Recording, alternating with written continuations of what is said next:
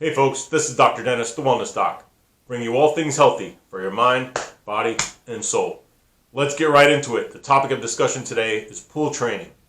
Why would someone train in the pool? Number one, if they were cross-training for a sport where you could replicate all the movement patterns that you would do in your sport, you can do it in the pool. The great thing is you have support and you have resistance simultaneously. So speed, agility training will definitely carry over to the field or if you played hockey on the ice. Next, you would do this for holistic pain management and helping yourself to recover, rehabilitation. Number three, we're talking about creating a maintenance program for exercise for the rest of your life. So all three goals would be the reasons for getting in the pool. So how does it work? The number one contributor to the phenomenal results that you get in the water is called buoyancy. In short, it is a support system. It's almost like wearing a blanket around you. I would also compare it to when you wear a weight belt for a maximal lift or when you have some type of neoprene brace on your knee or ankle, shoulder.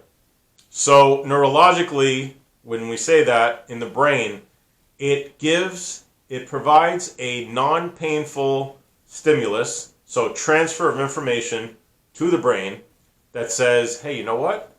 I know in the past when you moved a certain way, it would hurt, so we're anticipating that. Well, in the pool, the opposite happens, where now the information that's being shot to the brain says, hey, you know what? You can move this way, and it's not going to hurt. And that's a real positive cycle. And the cumulative effect over time is that we get our ability to move in a healthy manner, which is functional, which is optimal for our sport or activity and optimal for life without suffering and anticipating that level of pain.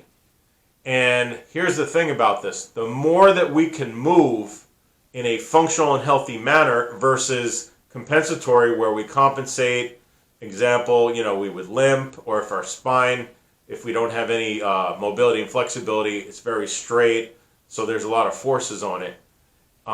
So the water, because of this connection to the brain and the buoyancy that gives us support, we create these normal patterns which translate to a decreased probability for re-injuring the area that's already involved, A, and B, any future injuries. So, as I've mentioned in my other videos, the two components that lead to a minimal and limited incidence of injuries include mobility, flexibility, and stability, which is core activation. Without those two, the probability of getting hurt goes up through the roof. And so, this is Dr. Dennis providing hope, inspiration, support, and specialized knowledge so that you can optimize your level of performance in life. Just want to let you know, a few hours later, I will be in the studio creating my new podcast entitled Comprehensive Health and Wellness. You can find it on googlepodcast.com, also anchor.com, and spotify.com. God bless. Take care.